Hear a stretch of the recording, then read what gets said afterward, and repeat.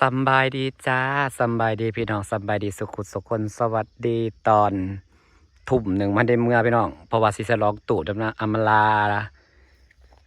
สลองเงินเตียกเลขอำมาลานี่ค่ะวิวกับคักขนาดพันได้มียังไงดิขันมียามียังสมบูรณ์นี่ปะสัตว์เป็นตะอยู่ก่อกองไฟชิวๆแนมไกลแต่วิวคักขนาดพันได้มีไฟเอาไฟโซลาร์เซลล์มาใส่เลิศแต่ว่าเป็นแสงวอร์มแสงไฟกับเป็นสีเหลืองแล้วเข้ากันขนาดสมน้ำหน้างามวิวนะจ้าอยู่กัน4-5 คนเบาแป๊บเจอมาเยี่ยมเยือนจ้าสบายดีเด้อสบายดีวิวคักเนาะแนมมาแล้วก็วิวคักเลยมีไฟปิงปองอยู่ได้อย่างงามคักกันยังวะหูแน่มาก ตูบน้อยคอยอะไรคะเฮ้ยตูบน้อยคอยยังมีเป้าหมายมีความหมาย คอยความสำเร็จอีน้อยก็ตูบน้อยคอยความสำเร็จไงก่อนจะได้บ้านก็ต้องได้ตูบน้อยก่อนมึงยังเคยไปนอนเฮือนอ้อมผาแยงนอนกับกูอยู่กับไอ้สีนะยังนั่นที่น้อยแต่ตะเกียบเนาะตื่นมาสดชื่นก็ได้มันอากาศบริสุทธิ์ด้วยเนาะนักสียังได้นอนแบบมันอากาศอะไรมันตื่นมันยังสดชื่นอากาศอันนี้เท่าแบบขนาดวิวจะกำลังย่างเจอมีหน้าที่ย่างค่ะไม่มีหน้าที่กินมีหน้าที่ไม่มีหน้าที่กินมีปีกเป็ดลิ้นดักแด้ค่ะข้าวเหนียวจบกินยังลายสิ้นเปลืองซัมนี่ก็โอเคแล้วหักวิวขักได้ลมเศร้ามันกินตอนเฮามันนั่งอันนั้นลมเจ้าหัวแรงลมแห้ง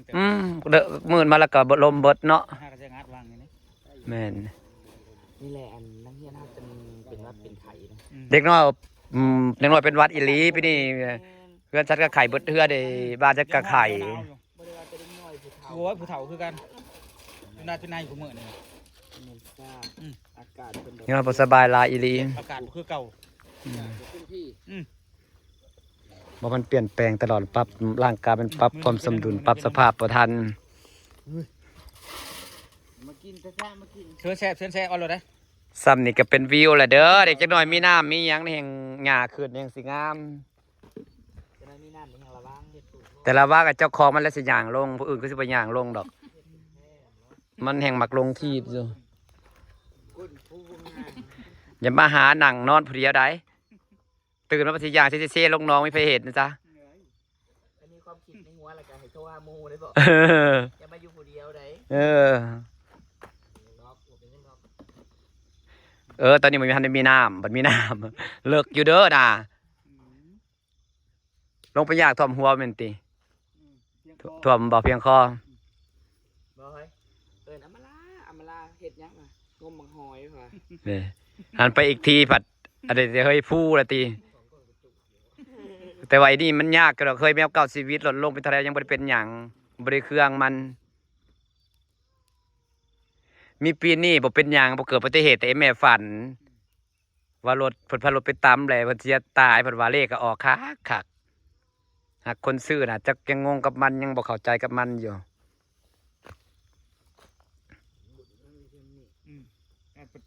คาดดวงมันจะไม่ได้เรียนเนาะเงินจริงๆเลขแค่4 หูเองนะเลขมันก็มีแค่3007เท่านั้นมันก็ต้องซื้อกับ0703กลับไปกลับมาแล้วก็00ซ้ำนั่นเลข5 หูเลข5 หูตัวอื่นหูละ200บาท3 ตัวแล้วก็3 หูเนาะผ่านบาท30 บาทมาซื้อ50 บาทตั้งเงือดเดียวเลยคนเฮามันให้เพิ่นได้สำนี้ถึง3 ตัวตอนนั้นมันยังถึง50 บาทมีแต่คำเลยดวงดีท่านเด้อมันส่งบินผิดนะที่มึงตีเลข3 ตัวนะส่งบินผิด29ถึงนำซ้ำจ้ะ งตัวเองเลย ผู้สิได้เงินเลยเห็นบ่ไอ้ลอยบ้านน้อยหายเห็นบ่อยู่ดีเงินเข้าบัญชีเอา100,000นะถ้าเป็นปีบ่เห็นบ่ได้ติดต่อมาเราก็ใช้โอนผิดบัญชีอาจจะเป็นพวกเงินรอดเงินหยังก็ได้เขาจังบ่นำเนาะพวกเงินรอดพวกอีหยังอืม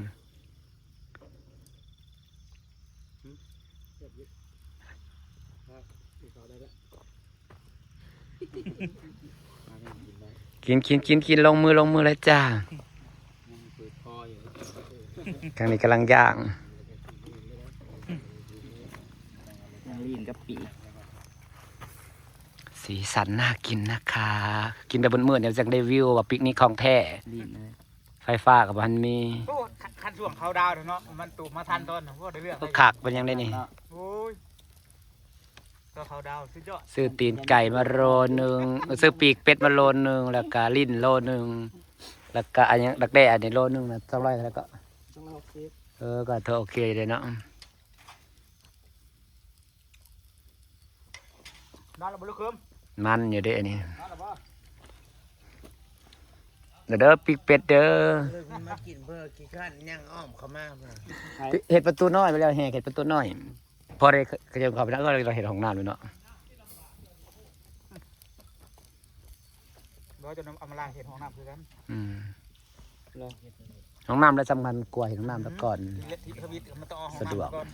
แมนสะดวก เพราะว่าแขกคนมามันต้องเข้าห้องน้ำ แมนเมื่อกี้เขาไปเขาเลยเลยนะ มันต้องเอาห้องน้ำซะก่อนทวิตทีแรก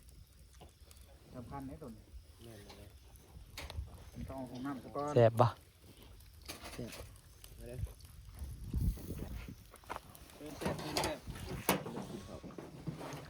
เนื้อเบิร์ด กินจ้ะ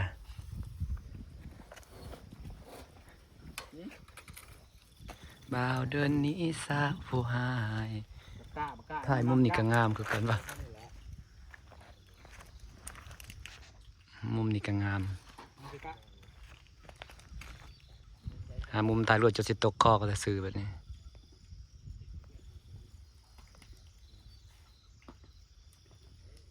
เงียบสงัดพี่น้องมันก็ห่างกันเติบเนาะเพื่อนหลังหนึ่งต่อหลังหนึ่งก็ได้อันนี้แหละมันก็พื้นที่ส่วนตัวพื้นที่ส่วนตัวมันก็สะดวกสบายก็ห่างกันเติบพอดีระยะห่างนะพอดีงาม